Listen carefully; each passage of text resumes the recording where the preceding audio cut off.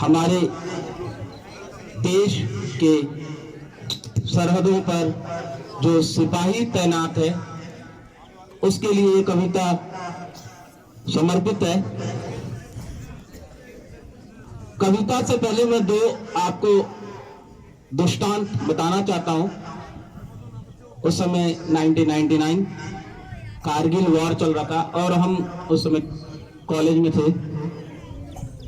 एक सैनिक थे मनोज पांडे,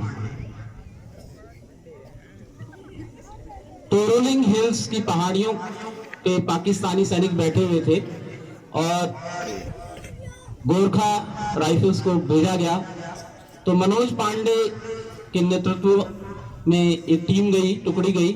तो सैनिक ऊपर पहाड़ पे थे और नीचे से मनोज पांडे और उनके जवान चढ़ रहे थे और सीधी गोली जो है उनके माथे पे आ रही थी। इससे अंदाजा तुम लगा सकते हो कि उस पहाड़ी को जीतना बहुत मुश्किल था। युद्ध चल रहा था। मनोज पांडे को 6 गोलियां लगी। जब वो 6 गोलियों से घायल हो गए और एक खाई में गिरे और युद्ध चलता रहा। और बाद में हमारे भारतीय सैनिकों की एक विशेषता है कि युद्ध होता रहे परंतु शहीद और घायल सैनिक, जो चाहे कोई भी भारतीय सैनिक हो, उसे उसका शव जो है उसे छोड़कर नहीं आती। ये सिर्फ भारतीय सैनिकों की पहचान है, उसे लेकर आना ही है, चाहे एक के बदले 6 जवान और घायल हो जाए। तो युद्ध जब रात का समय हो गया और डेड बॉडीज को लाया जा रहा था, उसमें मनोज पांडे जी नहीं मिले। 1 दिन हो गया, 2 दिन हो गया, करीबन 5 दिन हो गए। 5 दिन बाद एक पेट्रोलिंग टुकड़ी को दोबारा भेजा गया तो खाई के अंदर मनोज पांडे घायल अवस्था में मिले, यानी कि वो एकदम मरणासन पे थे। और उन्हें हॉस्पिटल लेकर आया गया तो डॉक्टर भी आश्चर्यचकित थे कि 6 गोलियां उनको लग चुकी थी, फिर भी वो जीवित है। तो मनोज पांडे से डॉक्टर ने पूछा कि आप जीवित कैसे रहे? तो उन्होंने कहा कि मेरी कमीज की जेब में एक गीता है, उस गीता की शक्ति ने, यानी कि वो गीता पढ़ते थे तो उस गीता के श्लोकों के द्वारा उनको एक ऊर्जा मिली। तो ये एक हमारे भारतीय सैनिक थे। दूसरे तुम बहुत अच्छे तरीके से जानते होंगे, कैप्टन बत्रा। कैप्टन बत्रा विक्रम बत्रा के नाम से प्रसिद्ध थे, चंडीगढ़ में रहते थे।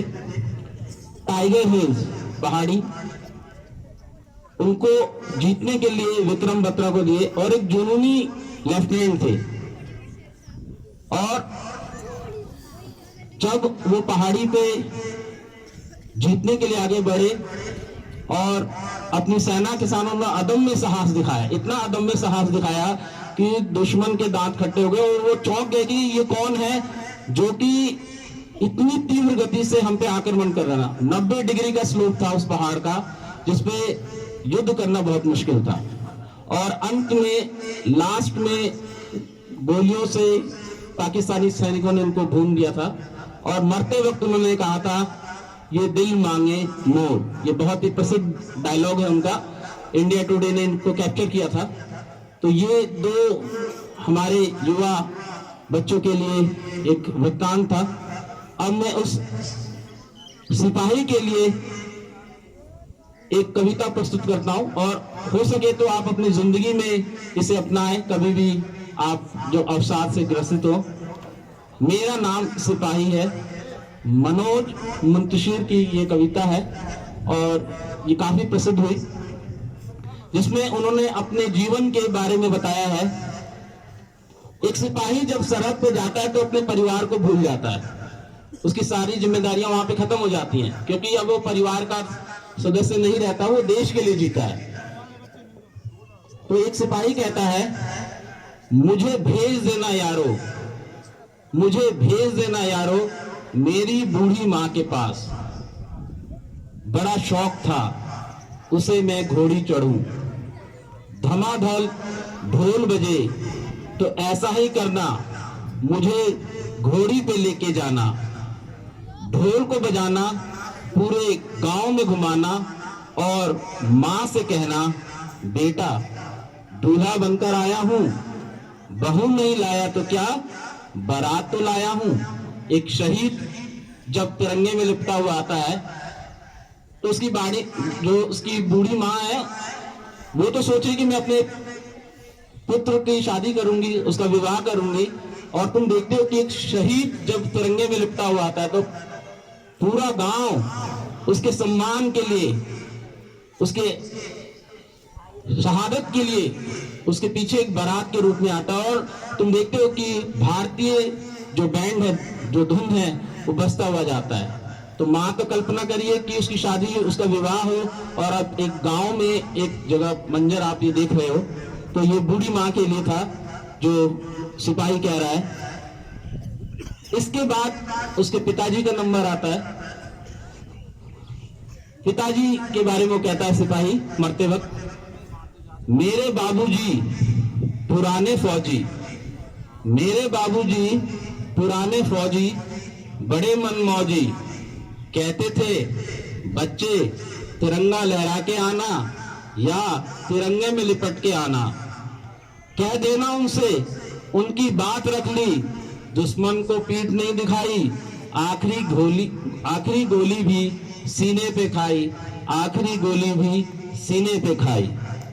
इसके बाद उसके छोटे भाई का नंबर आता है। अपने भाई के लिए वो एक वाक्य कहता है, मेरा छोटा भाई, इससे कहना क्या मेरे वादा निभाएगा। मैं सरहदों से बोलकर आया हूं कि एक बेटा जाएगा तो दूसरा आएगा, दूसरा आएगा। यानी अपने भाई को कहता है कि मेरी वीर गति होने के बाद तू मातृभूमि की रक्षा के लिए तू भी जो है फौज में शामिल होगा। इसके बाद उसकी माँ का नंबर आता, माँ का नहीं, सॉरी बच्चों, एक उसकी छोटी बहन थी, उस छोटी बहन का नंबर आता है। मेरी छोटी बहना, उससे कहना मुझे याद था उसका तोहफा, लेकिन अजीब इत्तेफाक हो गया, भाई राखी से पहले ही राख हो गया, राख हो गया। यानी कि वो सैनिक रक्षाबंधन के दिन उसकी छोटी बहन उसे राखी बांधती थी, तो इंतजार कर रही है कि युद्ध होने के बाद वो आएगा मेरा भाई, तो मैं उसे राखी बांधूंगी। तो सिपाही ने अपना ये वाक्य कहा है। इसके बाद अगला नंबर आता है उसकी धर्मपत्नी का, प्रेयसी का। वो उसके लिए कहता है, वो कुएं के सामने वाला घर, 2 घड़ी के लिए वहां जरूर ठहरना, वही तो रहती है वो जिसके साथ जीने मरने का वादा किया था।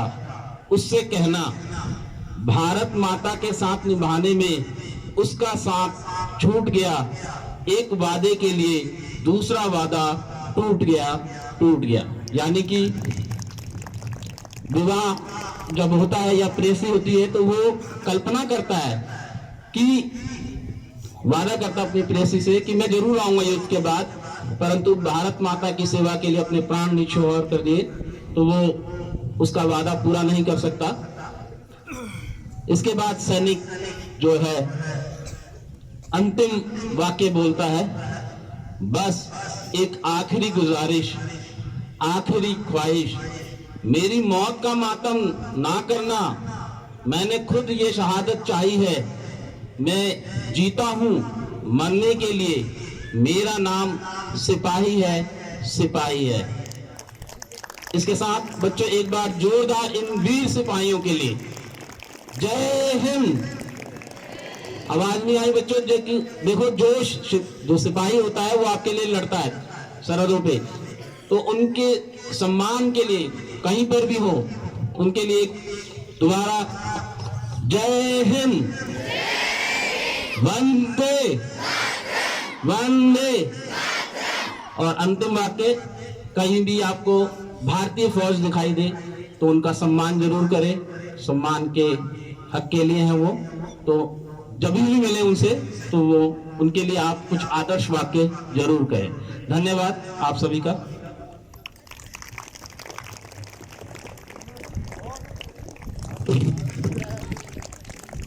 कैसा लगा आपको हमारा मिनी कवि दरबार?